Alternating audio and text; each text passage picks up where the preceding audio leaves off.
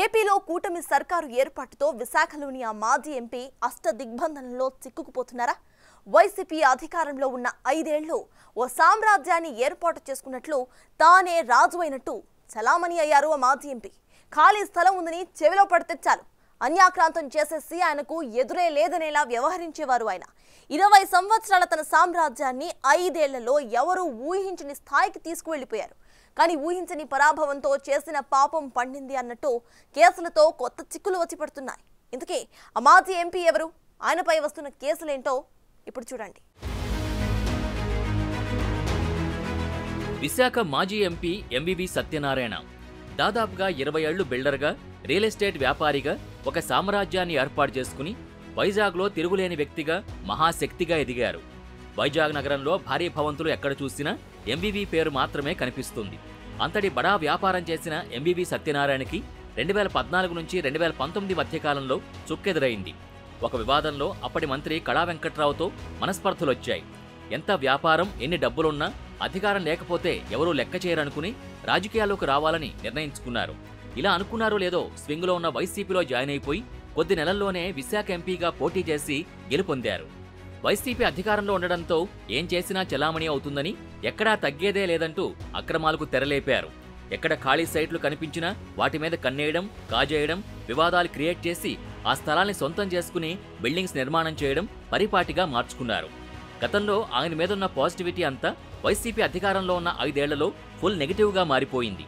5 ఏళ్లు విశాఖ ఎంపీగా ఉన్న ఎంవివి అభివృద్ధి చేయలేదు. కేంద్రం నుంచి నిధులు తీసుకురావడంలోనూ విఫలమయ్యారు. 2024 ఎన్నికల్లో మళ్లీ ఎంపీగా పోటీ చేస్తే ఓటమి తప్పదు అనుకుని విశాఖ ఈస్ట్ నియోజకవర్గం నుంచి బరిలో దిగారు. గెలుపు కోసం కోట్లు ఖర్చు చేసినా ఆయన్ని ఓటమితో సాగనంపారు విశాఖ వాసులు. తాను ఓడిపోవడమే కాకుండా వైసీపీ కూడా ఘోర పరాభవం చెందడంతో కొత్త ప్రభుత్వంలో ఎంవివికి చిక్కులు మొదలయ్యాయి. బిల్డర్గా, ఎంపీగా ఉన్న సమయంలో చేసిన భూ కబ్జాలు ఇప్పుడు ఆయన మెడకు చుట్టుకుంటున్నాయి. సిరిపురం జంక్షన్లో క్రైస్తవ సంస్థలకు సంబంధించిన సిబిసిఎంసి భూముల విషయంలో పెద్ద దుమారమే లేచింది. క్రైస్తవ సంస్థకు చెందిన భూముల్ని అక్రమంగా రాయించుకుని నిర్మాణాలు చేపడుతున్నారని అప్పట్లో కేసులు కూడా వేశారు. భూముల విషయంలో కోర్టులో కేసులున్నా జనసేన చీఫ్ పవన్ కళ్యాణ్ కలిసి న్యాయం చేయాలని కోరడంతో ఆయన ఆదుకుంటామని హామీ ఇచ్చారు. ఇక 2024 ఎన్నికల్లో ఇలా గెలిచారో లేదో సత్యనారాయణ చేపడుతున్న సిబిసిఎంసిలోని నిర్మాణాల్ని వెంటనే ఆపాలని విశాఖ కార్పొరేషన్ నోటీసులిచ్చింది. ఎంవివి సత్యనారాయణకు ఇది మొదటి దెబ్బ.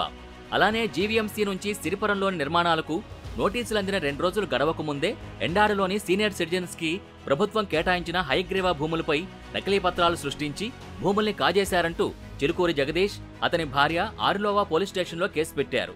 ఎంవివి ఎంపీగా ఉన్న సమయంలో ఎన్నిసార్లు ఫిర్యాదు చేసినా పట్టించుకోని పోలీసులు ఈసారి మాత్రం వెంటనే 10 సెక్షన్లతో నాన్ బెయిలబుల్ కేసు నమోదు చేశారు.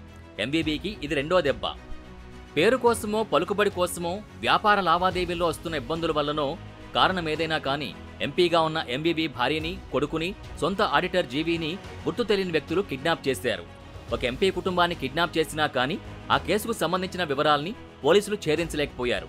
ఇప్పుడు కొత్త ప్రభుత్వం ఏర్పడ్డంతో ఎంవివి కుటుంబం కిడ్నాప్ వెనుకున్న మొత్తం వ్యవహారాన్ని బయటికి తీస్తామని స్వయానా రాష్ట్ర హోంమంత్రి అనిత ప్రకటన చేశారు. ఇది ఎంవివికి తగిలిన మూడో దెబ్బ.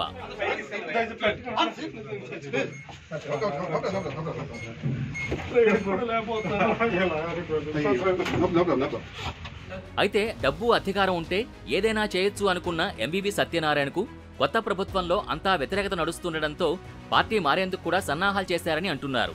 వైసీపీలో ఉంటే మనుగడ సాధించలేమనుకుని బీజేపీలో జాయిన్ అవ్వడానికి ఢిల్లీ నుంచి పావులు కదపడం మొదలుపెట్టారని సమాచారం.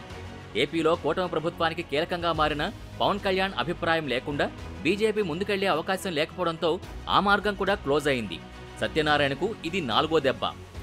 కేసుల మీద కేసులు తనపై నమోదవడం, ఏపీలో ప్రభుత్వం వ్యతిరేకంగా మారడం, ఈ కేసుల నుంచి బయటపడే అవకాశం లేకపోవడంతో ఎండాడలోని హైగ్రీవా భూముల వ్యవహారంలో తనపై నమోదైన నాన్ బెయిలబుల్ కేసుకు సంబంధించి స్కాష్ చేయాలని హైకోర్టును ఆశ్రయించారు. మొత్తానికి నిన్న మొన్నటి వరకు విశాఖలో ఏం చేసినా చలామణి అవుతుందనుకున్న మాజీ ఎంపీ ఇప్పుడు దిక్కుతోచని స్థితిలో పడిపోయారని చర్చించుకుంటున్నారు. ఈ ఊహించని పరిణామాలతో భూ ఆక్రమణలు, బెదిరింపులు, నకిలీ పత్రాలు సృష్టించి భూములు దోచుకున్న ఎంవివి సత్యనారాయణ ఇప్పుడు తన రాజకీయ, వ్యాపార భవిష్యత్తు ఎటు పోతుందో అని మదనపడుతున్నారట. మరి కూటమి ప్రభుత్వం ఆయన విషయంలో ఎలాంటి నిర్ణయం తీసుకుంటుందో వేచి చూడాలి. ఇది వాటి పొలిటికల్ చౌరాస్తా. Keep watching big TV.